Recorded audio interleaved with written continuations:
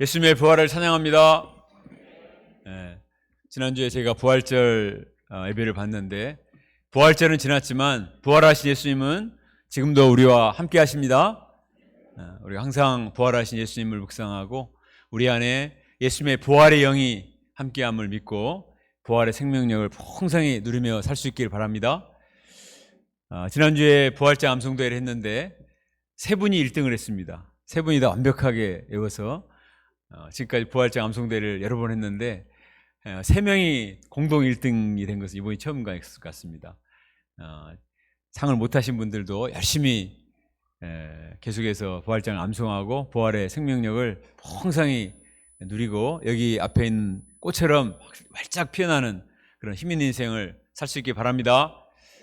자, 오늘 말씀의 제목은 이 생명의 말씀을 다 말하라. 이 생명의 말씀을 다 말합시다. 한번 외쳐봅시다. 시작. 이 생명의 말씀을 다 말합시다. 기도하겠습니다. 하나님 아버지, 저희는 과거에 허물과 죄로 죽었던 자들이었습니다.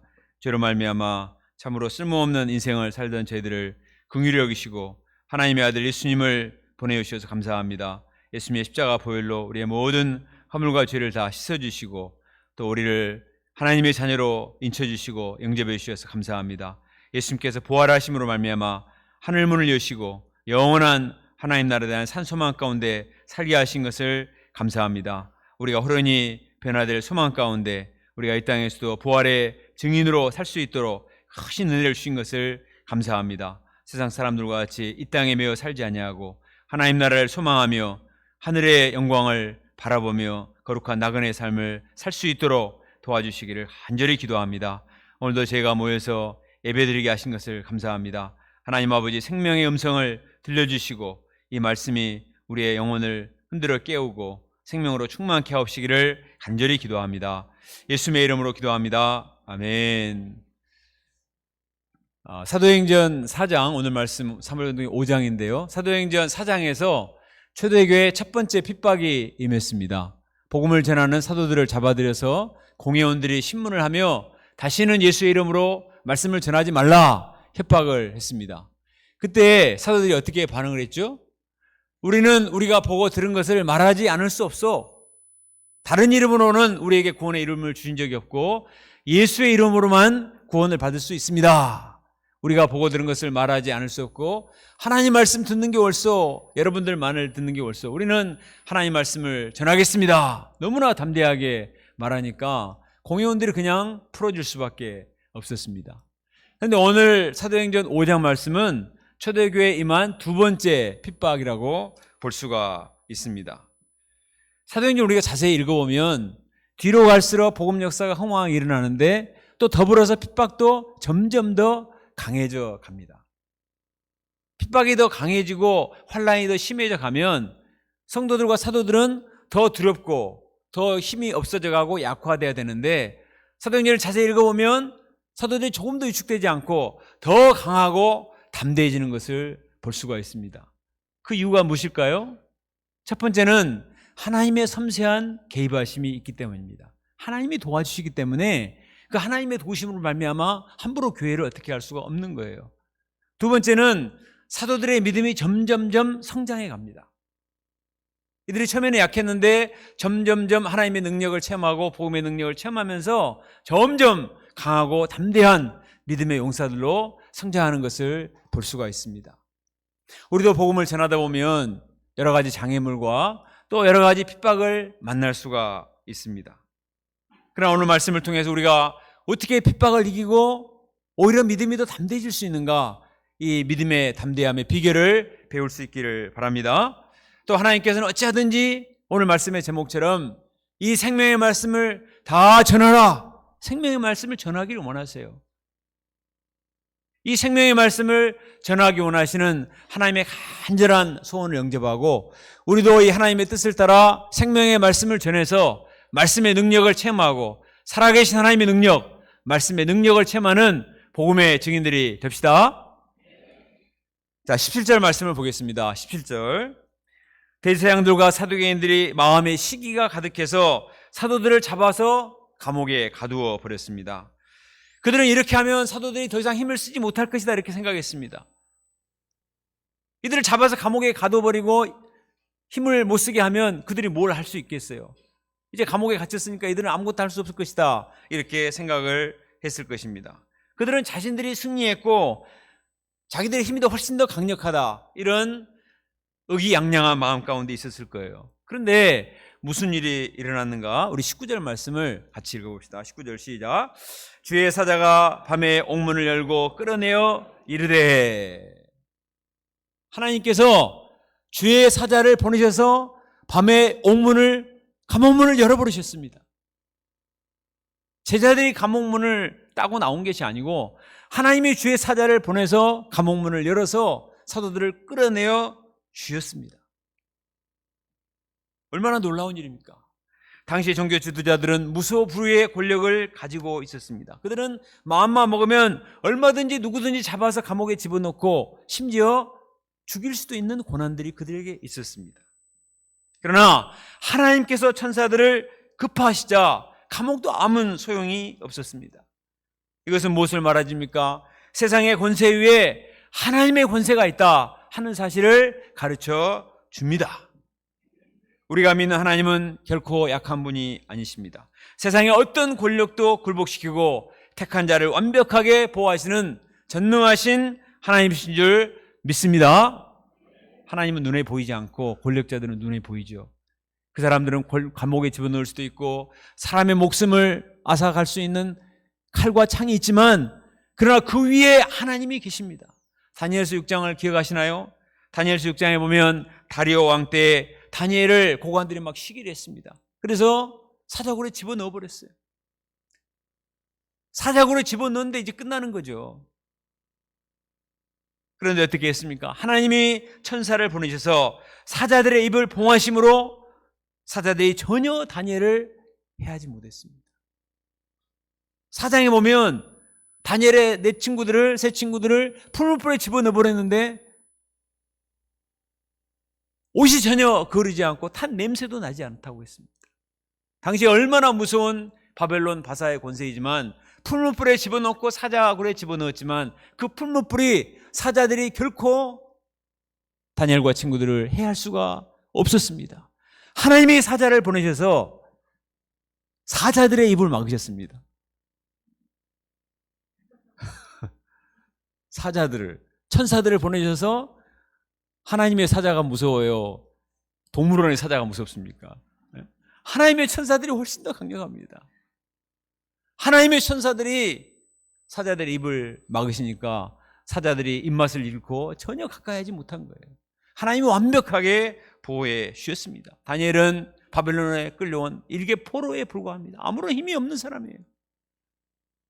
그러나 천지 만물을 주관하시는 하나님이 지키고 보호하셨을 때 그 무시무시한 풀무불도 그 무시무시한 사자들도 감히 건들 수 없는 권세를 하나님이 허락해 주셨습니다.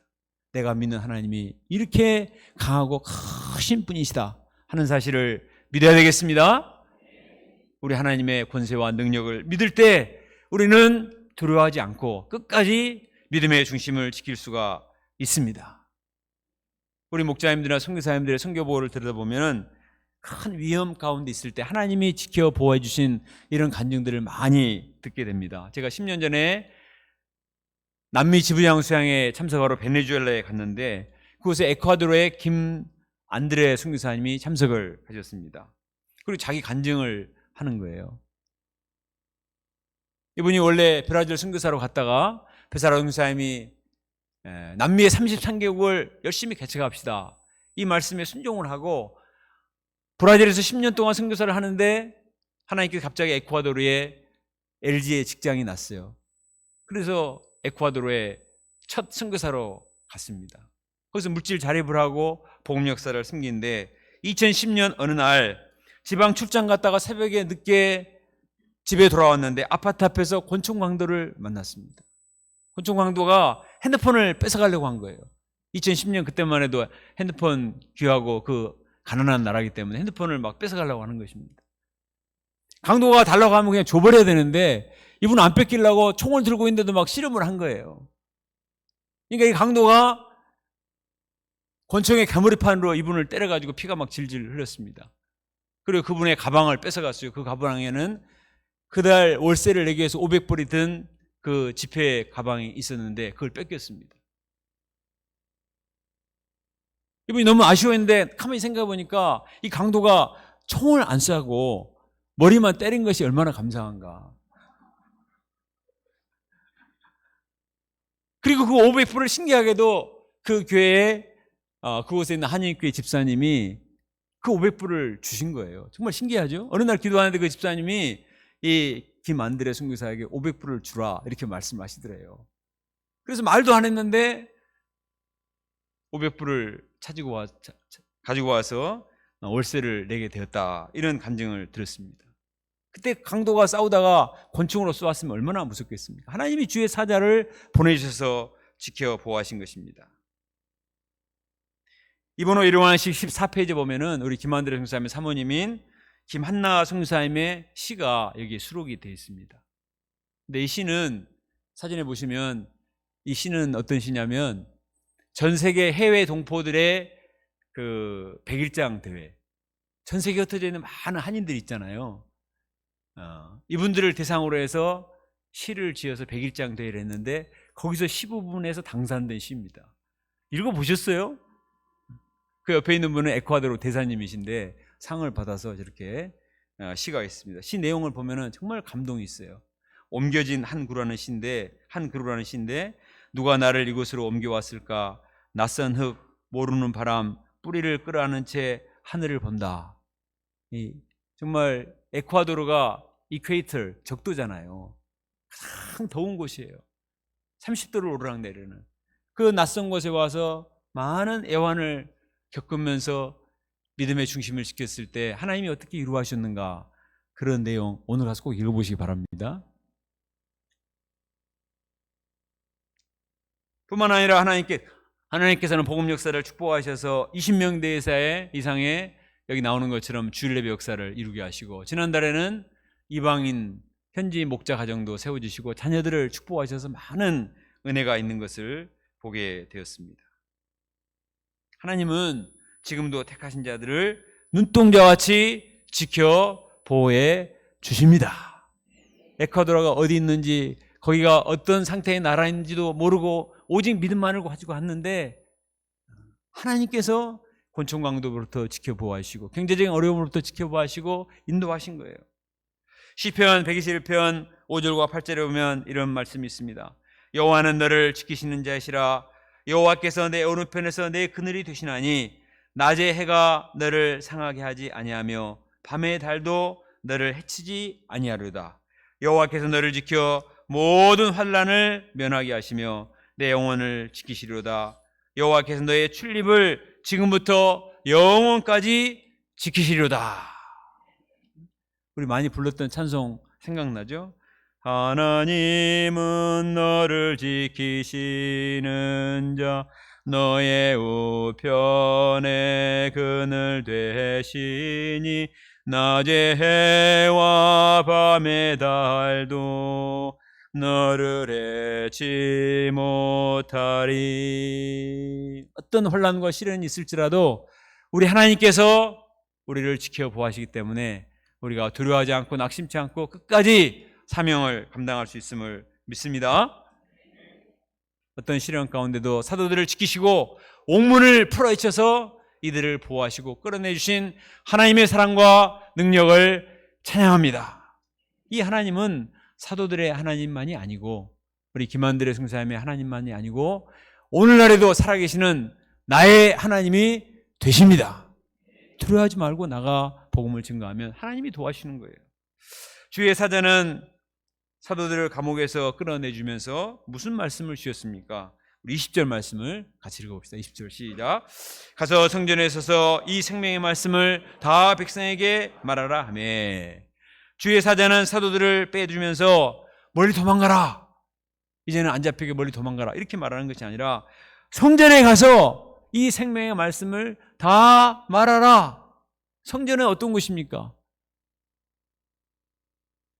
그들을 감옥에 집어넣었던 공회원들이 시퍼렇게 눈을 뜨고 지켜보고 있는 곳입니다.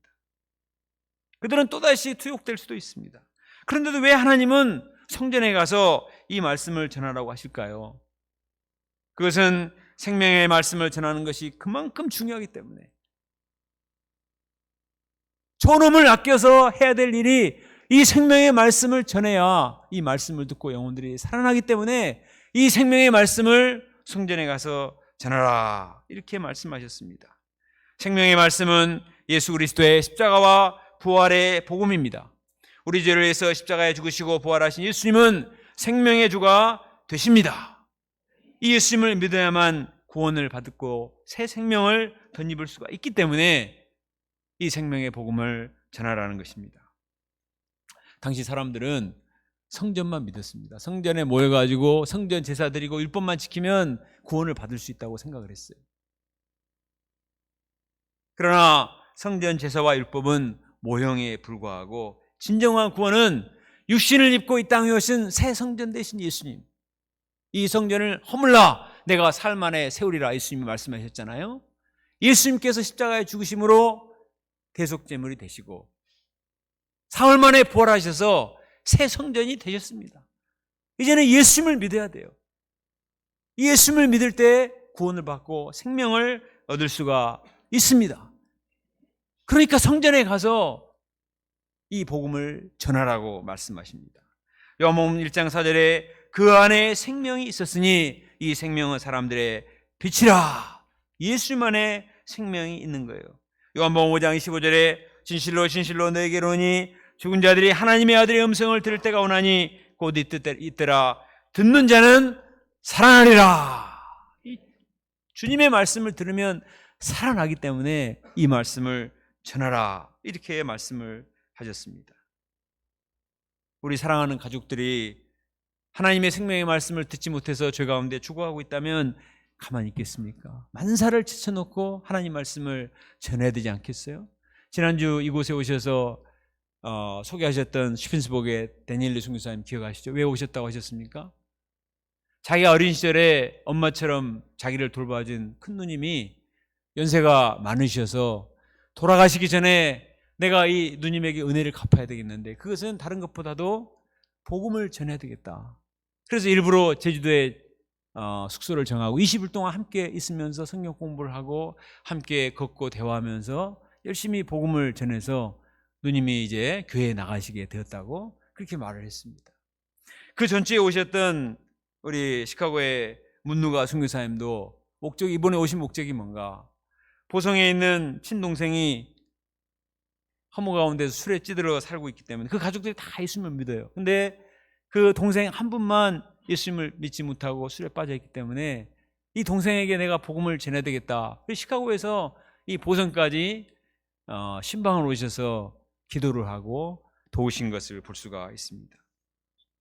우리가 인생을 돌이켜보면 가장 아까운 것이 뭔지 아세요? 내가 좀 돈을 좀 못 벌고 많은 것을 누리지 못한 것이 안타까운 것이 아니라고 합니다. 정말 마지막 순간이 되면 내가 사랑하는 가족들에게 이 생명의 말씀을 전했어야 되는데 이 생명의 말씀을 전하지 못한 것을 가장 안타깝게 생각한다는 거예요. 그래서 제 동역자 미수 사모님도 매주 한 번씩 장모님과 전화로 창세기 일대기를 하는 것을 보았습니다. 장모님이 요즘은 말씀을 아주 잘 들을 착한 양처럼 말씀을 잘 듣고 주기도문과 사도신경도 열심히 외우시는 것을 봤습니다. 본인도 아시는 거예요. 점점 마지막 때가 가까운다는 것을 알기 때문에 이제 하나님 나라의 소망을 간직하고 어린아이가처럼 말씀을 듣는 것을 보았습니다. 사랑하는 가족뿐만 아니라 캠퍼스 양들에게도 힘써 생명의 말씀을 전해야 되겠습니다. 말씀을 전하는 사람이 있어야 말씀을 듣고 살아날 거 아닙니까? 로마서 10장 14, 15절에 그런즉 그들이 믿지 아니하는 자를 어찌 부르리요? 듣지도 못한 이를 어찌 믿으리요? 전파하는 자가 없이 어찌 들으리요? 보내심을 받지 아니하였으면 어찌 전파하리요? 기록된 바 아름답도다 좋은 소식을 전하는 자리여 발이여 함과 같으니라. 이 생명의 복음, 하나님의 복음, 예수 그리스도의 십자가 부활의 복음을 전하는 발이 가장 아름다운 발걸음인 것입니다. 주의 사자의 말을 들은 사도들의 반응이 어땠습니까? 우리 21절 상반절을 같이 봅시다. 자, 너희들이 가서 성전에 있어서 이 생명의 말씀을 전하라 이렇게 말씀하셨지 않습니까? 이 사도들이 어떻게 했는가? 21절 상반절을 보세요. 같이 읽어볼까요? 시작. 그들이 듣고 새벽에 성전에 들어가서 가르치더니. 아니, 성전에서 말씀 전하다가 잡혀서 감옥에 갇혔는데 풀어주면서 또 성전에 가라고 하니까 부담이 되지 않겠어요? 안 갈 수는 없고 가기는 가야 되겠는데 고민하다가 오후에 늦게 갔죠. 그렇습니까? 새벽에 갔어요. 새벽에. 그들이 새벽에 성전에 들어가서 가르치더니 그들은 새벽같이 일어나서 성전으로 갔습니다. 그곳에 생명의 말씀을 열심히 가르쳤습니다. 그들은 외쳤을 거예요. 주 예수를 믿으라. 그래야면 너와 내 집이 구원을 얻으리라. 예수님을 믿으세요. 예수님이 길이요 진리요 생명이 되십니다. 예수님이 부활이요 생명이 되십니다. 예수님 믿고 천국 갑시다. 열심히 말씀을 전했습니다. 그들은 안타까운 심령으로 복음을 전했을 것입니다. 이것을 안 사내들인 공회원들은 깜짝 놀랐습니다. 아니, 우리가 잡아서 감옥에 가둬두었는데 날이 밝으면 그들을 공회에서 신문을 하려고 했는데 감옥에 가서 그들을 꺼내오라 했는데 감옥에 없다는 거예요. 어디 갔냐 물어보니까 성전에 와서 복음을 전하고 있습니다 이렇게 말했습니다. 아니, 이게 웬일이에요? 어떻게 이런 일이 일어나는가? 너무나 당황했습니다.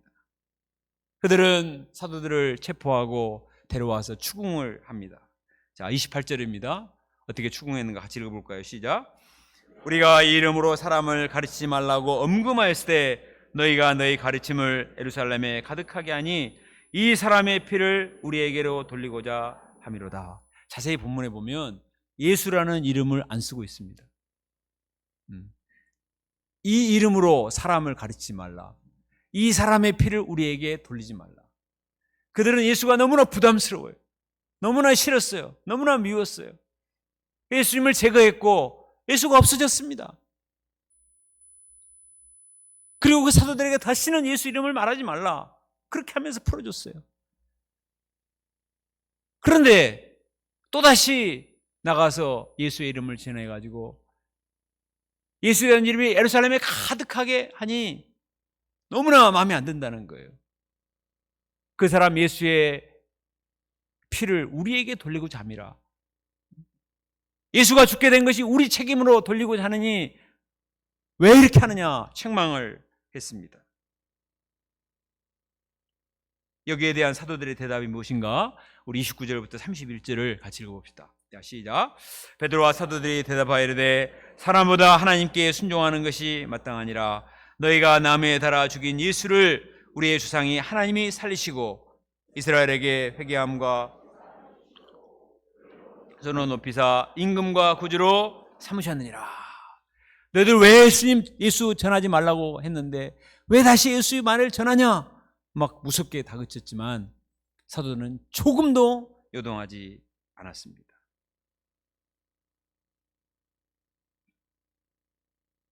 사람보다 하나님께 순종하는 것이 마땅하니라. 하나님이 우리에게 말씀하셨기 때문에 우리는 가서 하나님께 순종하여 말씀을 전한 것뿐이요 라고 말했습니다. 공회원들이 예수님을 십자가에 못 박아 죽였지만 하나님께서 그 예수님을 다시 살리셨다고 분명히 말했습니다. 당신들은 예수님을 싫어서 죽였지만 우리 조상들의 하나님은 예수님을 죽음 가운데 일으켜 세우셔서 임금과 구주로 삼으셨습니다. 이렇게 말했습니다. 임금은 헤롯 임금이 있고 로마 황제가 분명히 있어요. 이런 말 하면 큰일 납니다. 그런데 그들은 눈 하나 깜짝하지 않고 우리 조상 하나님이 당신들이 죽은 예수를 살아나게 하셨습니다. 여기까지만 말해도 되는데 살아나게 하셔서 우리의 임금과 구주가 되게 하셨습니다. 이렇게 말했습니다. 그리고 그 예수는 당신들이 십자가에 못 박아 죽였습니다. 이 말도 하면 안 되는데 당신들이 죽였는데 하나님이 살리셨어요. 하나님이 누구 편입니까? 하나님이 누구를 살리셨어요? 우리 하나님이 우리 예수님 편입니다. 우리 예수님을 임금이요 왕으로 세우셨습니다. 당당하게 말했습니다. 사도 바울은 빌립보서 2장 9절부터 11절에서 예수님을 이렇게 말했습니다. 하나님은 그를 지극히 높여 모든 이름 위에 뛰어난 이름을 주사 하늘에 있는 자들과 땅에 있는 자들과 땅 아래에 있는 자들로 모든 무릎을 예수의 이름에 꿇게 하시고 모든 입으로 예수 그리스도를 주라 시인하여 하나님 아버지께 영광을 돌리게 하셨느니라. 공회원들이 아무리 로마의 권력자들과 결탁해서 예수님을 죽였지만 무덤이 예수님을 가두어둘 수가 없었습니다. 하나님이 무덤의 문을 열어서 예수님을 살리신 거예요. 지금 이 사건은 하나님이 주의 사자를 보내서 감옥을 문을 여셨잖아요. 하나님은 감옥 문도 여시지만 그것뿐만 아니라 죽음의 문도 여셔서 죽은 자를 살아나게 하시는 하나님이시다. 그리고 죽은 가운데 살아나신 예수님은 구주요 임금이 되십니다. 이렇게 말했습니다. 얼마나 당당하고 확신이 있습니까? 예수님은 세상의 왕이요 구주로서 헤로드 왕보다 높으신 분이요 로마 황제보다 크신 분이라는 분명한 확신이 있었습니다. 모든 인생들이 믿고 순종해야 될 메시아요 구원자요 그리스도가 되신다. 그들에게도 복음을 전했습니다. 사도들은 자신들을 가리켜서 이 일의 증인이요 이렇게 말했습니다. 증인은 헬라 언어로 보면 마르투스인데 영어가 마르트잖아요. 순교자. 당시의 증인은 순교할 각오를 하고 증언을 하는 것입니다. 사도들은 이렇게 말했다가 목숨을 잃을 수도 있다는 것을 모르지 않습니다. 그러나 우리가 보고 들은 것을 말하지 않을 수가 없다. 내가 보고 체험하고 손으로 만졌는데 그 예수님을 보고 체험하고 예수님과 40일 동안 함께 있었고 예수님이 성령으로 다시 오셔서 우리와 함께 하시고 우리에게 많은 이적을 베푸셨는데 내가 어떻게 예수님을 말하지 않을 수가 있는가? 분명하게 목숨을 걸고 증거했습니다. 이를 들은 공회원들의 반응이 어떠합니까? 33절을 봅시다. 그들이 듣고 크게 노하여 함께 읽어봅시다. 33절 시작. 그들이 듣고 크게 노하여 사도들을 없이 하고자 할세. 이 말을 듣고 사도들이 공회원들이 크게 노했다고 했습니다. 여기서 크게 노했다 하는 말의 원어적 뜻은 분노로 인해서 마음이 천갈래 만갈래로 찢겨졌다 이런 말이에요. 아니 이놈들이 너무 미워가지고 막 눈에서 레이저가 나오고 당장 찢어 죽을 듯이 그냥 너무나 화가 난 거예요. 감히 우리들 앞에서 자기들이 죽인 사형수를 임금이 구주라고 말하니까 이런 버릇없는 말이 어디 있습니까? 이들을 없이 하고자 했다. 당장에 put to death 죽이고자 했다는 것입니다. 정말 큰일이 났습니다. 이대로 가면 사도들이 죽고 엄청난 핍박이 가해서 다 성도들이 체포가 되고 초대교회는 완전히 멸절될 수 있는 큰 위기가 닥친 거예요. 그러나 하나님은 이번에도 신기한 방법으로 개입을 하셨습니다. 자, 34절과 35절을 읽어봅시다. 시작. 바리새인 가말리엘은 율법교사로 모든 백성에게 존경을 받는 자라. 공회 중에 일어나 명하여 사도들을 잠깐 밖에 나가게 하고 말하되 이스라엘 사람들아 너희가 이 사람들에게 대하여 어떻게 하려는지 조심하라. 하나님은 바리새인 가말리엘을 세우셨어요. 가말리엘은 당시에 바리새인들을 양성하는 양성소의 최고 율법학자입니다. 이 사람이 일어나서 말하기를 너희들이 이 사람들을 함부로 처리해서는 안 된다. 신중하게 해야 된다. 이렇게 말하는 거예요. 이전에도 드다라는 자가 일어나서 400명이 따랐지만 그 사람이 죽고 나니까 다 흩어지지 않았느냐. 갈릴리 유대라는 사람이 일어나서 소란을 피웠지만 그가 죽고 나서 다 흩어졌다. 만약에 이 사람들도 사람들로 말미암은 것이면 그냥 놔둬도 다 흩어진다. 그런데 만약에 정말 그들이 말하는 예수가 하나님의 아들이고 그들이 하나님으로부터 비롯된 것이면 우리가 큰 죄를 짓는 것이다. 이렇게 말했습니다. 와, 얼마나 고마운 분입니까? 사도들이 가말리엘과 관계성이 있는 것도 아니고 무슨 부탁을 한 것도 아닌데 어떻게 이런 일이 가능한가? 하나님이 가말리엘을 쓰셔서 사도들을 보호하신 것입니다. 40절을 읽겠습니다. 40절 시작. 그들이 옳게 여겨 사도들을 불러들여 채찍질하며 예수의 이름으로 말하는 것을 금하고 노니. 공회원들은 너무나 미웠지만 그러나 대선배인 대율법학자가 이렇게 말하니까 어떻게 말할 수가 없는 거예요. 그래서 조언을 받아들이고 그냥 석방을 했습니다. 하나님은 신기한 방법으로 사도들을 보호해 주셨습니다. 앞에서는 주의 사자들을 통해서 감옥문을 열어주셨는데 이번에는 가말리엘을 쓰셔서 죽임을 명쾌하셨습니다. 우리 하나님은 얼마나 섬세하신 분이십니까? 또 하나님께서 얼마나 이 생명의 말씀을 전하기 원하시는가? 이제 복음의 싹이 올라와서 초대교회가 성장하기 시작했는데 사도들이 이때 죽임을 당하면 생명의 말씀이 증거될 수 없잖아요. 그러니까 하나님께서 보호하시고 지켜 보호해 주셨습니다. 우리가 주님의 말씀에 순종해서 힘써 생명의 복음을 전하면 하나님이 지켜주시고 주의 사자를 보내시고 또 가말리엘 같은 사람도 세우셔서 반드시 하나님의 복음이 증거케 하시리라 믿습니다. 오늘날에도 주님은 말씀하세요. 가서 성전에 서서 이 생명의 말씀을 다 전하라. 가서 캠퍼스에 서서 이 생명의 복음을 열심히 전해라. 방해하는 사람도 있고 핍박하는 사람도 있지만 하나님 말씀에 순종하면 하나님이 반드시 지켜 보호하시고 은혜의 역사를 이루시리라 믿습니다. 지난 수요일날 파트 모임에서 소마리아 사모님이 소감을 발표하시는데 참 은혜가 있었지 않습니까? 마리아 사모님은 대학 1학년 때 할아버지 소천 후에 깊은 인생의 허무와 무의미 가운데 있었습니다. 그런데 한 목자님이 UBF 성경 공부에 초청해 주었습니다. UBF 와서 성경 공부에 대한 오리엔테이션만 듣고 말씀 공부도 시작하지 않고 목자님과 파란색 프레이스 로드 복음성가만 불렀을 뿐인데 마음의 평강이 임했습니다. 마치 긴 방황을 끝내고 내 집에 와 있는 것 같은 안도감을 맛보았다고 했습니다. 말씀의 은혜가 얼마나 컸던지 모임이 끝나도 집에 돌아가지 않고 자리를 지키고 있었다고 했습니다. 요즘 손두보라 자매를 보면 그 엄마의 그 딸이라는 생각이 들지 않습니까? 그리고 그 다음에 1986년 여름수양에 참석했는데 그때 듣게 된 마가복음 5장, 창세기 1장, 누가복음 5장, 요한복음 6장, 로마서 1장, 누가복음 23장 생명의 말씀이 꿀송이보다 더 달았다고 했습니다. 86년 37년 전에 수양회인데 그때 무슨 말씀을 전했는지 다 기억하고 있어요. 손마리아 사모님만이 할 수 있는 일이지만 또 그 말씀이 얼마나 그 마음에 강력하게 심겨졌으면 오늘날 우리 수양이 막 3박 4일하고 요즘 2박 3일은 근데 4박 5일 하거든요. 그 말씀들이 다 기억하고 있는 거 보면 정말 이 하나님 말씀이 생명의 말씀이 되어서 그 마음에 각인이 된 것을 볼 수가 있습니다.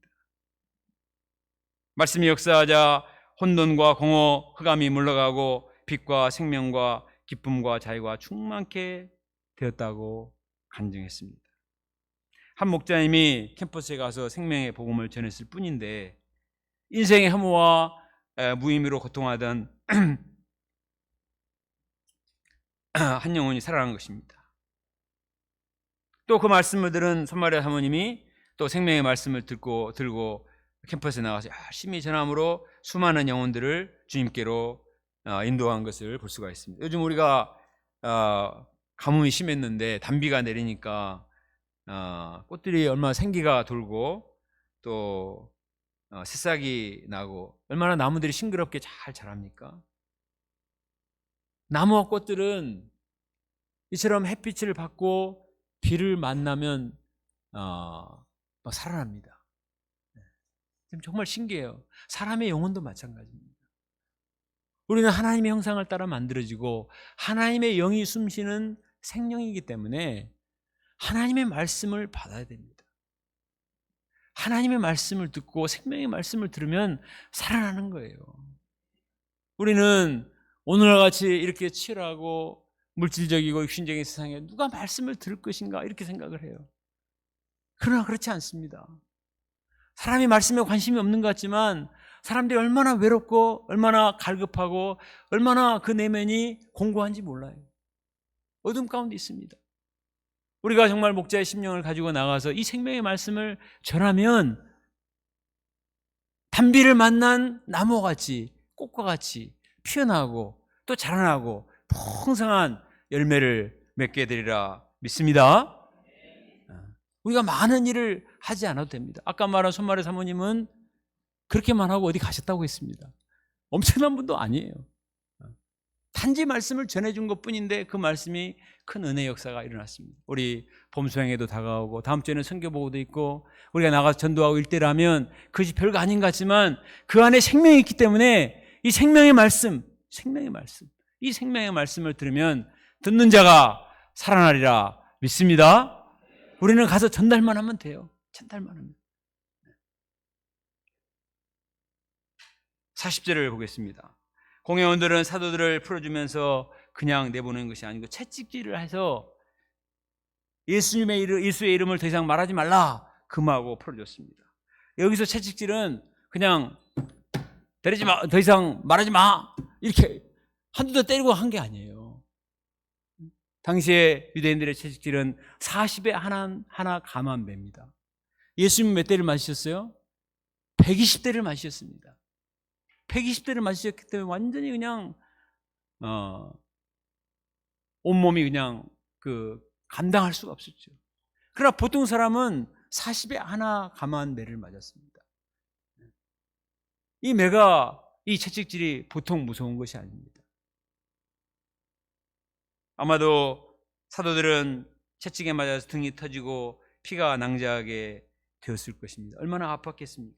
그런데 사도들의 반응이 어떠한가? 우리 41절을 같이 읽어봅시다. 41절 시작. 사도들은 그 이름을 위하여 능욕받는 일에 합당한 자로 여기심을 기뻐하면서 공회 앞을 떠나니라. 아니 하나님이 우리를 지켜주시려면 매도 안 맞게 해주셔야지. 감옥문도 열어주시고 가말리엘을 세우셔가지고 보호하신 분이 지키시려면 그냥 확실히 보호하셔야지. 아이고 너무 아파 그냥 채찍에 맞게 하시는가. 이렇게 상처를 받고 원망을 해야 되는데 사도들은 그 이름을 위하여 능욕받는 일에 합당한 자로 여기심을 뭐하면서? 기뻐하면서 공회 앞을 떠나니라. 이들은 아픈 것도 못 느끼는 사람입니까? 그들이 분명히 아팠겠지만 그리스도의 남은 고난에 참여한 것으로 인해 우리 죄로 해서 채찍에 맞으시고 십자가 못 박혀 예수님은 죽으셨는데 우리는 그 남은 고난에 채찍에 맞음으로 참여한 것을 생각할 때 그것만으로도 기쁘다 이렇게 생각하고 공회를 떠났습니다. 이 말씀을 세 번역에 보니까 이렇게 번역을 해놨습니다. 사도들은 예수의 이름 때문에 모욕당할 수 있는 자격을 얻게 된 것을 기뻐하면서 의회를 떠났다.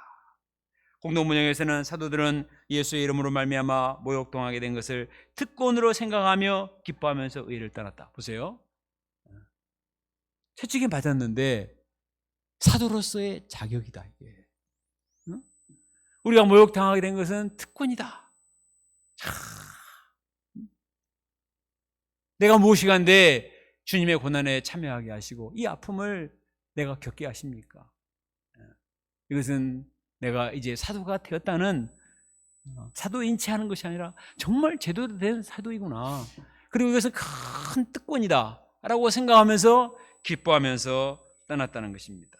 정말 사도들은 세상이 감당할 수 없는 사람들이었습니다. 공회원들이 도저히 이해할 수가 없었습니다. 우리가 이 세상에만 소망을 두고 산다면 우리는 세상에서 최대한 고생하지 않고 편안하게 살면서 누릴 거 다 누리며 사는 것이 인생의 목적일 것입니다. 그러나 우리의 소망은 이 땅에 있지 않고 영원한 하나님 나라에 있습니다. 하나님 나라의 상급을 소망하며 살아가는 것이 우리 신자의 삶입니다. 때문에 핍박을 받아도 기뻐할 수 있습니다. 예수님은 마태복음 5장 11, 11절에서 이렇게 말씀하셨죠. 나로 말미암아 너희를 욕하고 박해하고 거짓으로 너희를 거슬려 모든 악한 말을 할 때에는 너에게 복이 있나니 기뻐하고 즐거워하라. 하늘에서 너희 상이 큼이라. 너희 전에 있던 선지자들도 이와 같이 박해하느니라. 이 땅에서 우리가 주님을 위해서 받는 고난은 그것으로 끝나는 것이 아니라 하나님 나라에서 반드시 상급을 주시기 때문에 우리가 오히려 기뻐하고 감사할 수가 있습니다. 우리가 한 양을 감당하기 위해서 얼마나 마음고생하고 피와 땀과 눈물을 흘리며 수고를 하죠. 사람들이 알아주지 않습니다. 양들도 몰라주고 그냥 떠나는 경우가 많이 있습니다. 그러나 마지막 날 주님이 재림하실 때 주님이 잘하였다 충성된 종이여 열골 다스리는 권세를 받으라 하며 우리를 축복해 주시리라 믿습니다. 또 우리가 도왔던 그 양들이 언젠가는 변화되어서 5대양 6대조로 나아가 생명의 복음을 전함으로 많은 열매를 맺는 감격스러운 역사가 있을 줄로 믿습니다. 마지막 42절을 보겠습니다. 사도들은 날마다 성전에 있든지 집에 있든지 예수는 그리스도라 가르치기를 전도하기를 그치지 않았다고 했습니다. 아무리 핍박하고 유업했지만 전혀 주눅들지 않고 계속해서 틈만 나면 때를 얻든지 못 얻든지 열심히 복음을 전했습니다. 6장 1절로 가면 그때 제자들이 더 많아졌더라. 거침없이 계속해서 핍박에도 불구하고 전도하기에 가르치기를 열심히 하니까 사람들이 무서워서 안 와야 되는데 은혜를 받고 더 많이 와서 많은 사람들이 교회로 오게 된 것입니다. 자, 결론입니다. 오늘 말씀 볼 때 복음을 전파할수록 사단의 방해가 있습니다. 오늘날에도 마찬가지예요. 그러나 아무리 핍박이 힘들고 어려워도 하나님이 개입하시면 힘을 쓰지 못합니다. 우리 하나님은 택하신 자를 보호하시고 섬세하게 인도하시고 반드시 하나님의 복음이 땅끝까지 전파되게 하십니다. 하나님 우리를 사랑하시기 때문에 온실의 화초와 같이 그냥 보호만 하신 분이 아니고 성전에 서서 영적인 전쟁터에 나가서 하나님의 복음을 증거함으로 살아계신 하나님의 능력을 체험하고 복음의 능력을 체험하기를 원하십니다. 그래서 지금도 5대양 6대조로 나가라고 말씀하세요. 아무리 핍박하는 자가 있을지라도 캠퍼스 폴리스가 있을지라도 캠퍼스에 나가서 복음을 전하라는 것입니다. 그렇게 하면 하나님의 살아계심과 복음의 능력을 체험하게 되리라 믿습니다. 우리의 믿음이 이론에 끝나지 않고 하나님 말씀에 순종하여서 사도들 같이 말씀에 순종하여 선교제에 나가서 하나님 말씀을 증거하고 또 캠퍼스에 나가서 한 영혼에게 복음을 전함으로써 살아계신 하나님 생명의 복음의 능력을 체험하는 복음의 증인들이 될 수 있기를 간절히 기도합니다. 기도드리겠습니다.